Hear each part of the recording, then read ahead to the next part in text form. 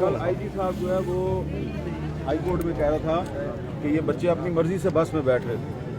आप अपनी मर्जी से बस में बैठ रही थी? नहीं, हमें जो है हमारी रिहाई के बाद हमें घसीट के, जैसे बहन और कुत्तों को, बकरियों को घसीट के लेकर जाते ना, हमें इसी तरह से लेकर जा रहे थे, ना कि वहाँ हमें इंसान समझा जा रहा था।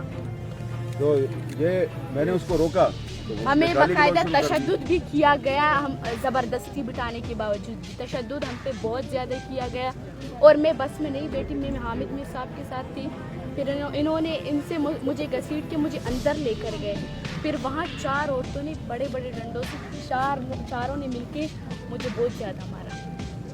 पुलिस ने आप पे तशद्दुद किया है? पुलिस ने 4 लेडीज पुलिस ने, और जो उनकी साइड पे खड़ी थी ये लोग मुझे मार के कह रहे थे आप रो, मैं रो नहीं रही थी।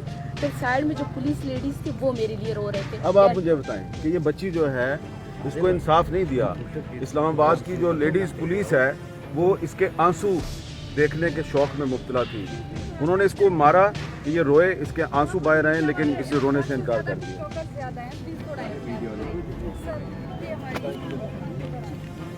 Assalamu alaikum Golincharu Papalstane Gishtre Alin Wasta channel subscribe Allah mekne minnat wa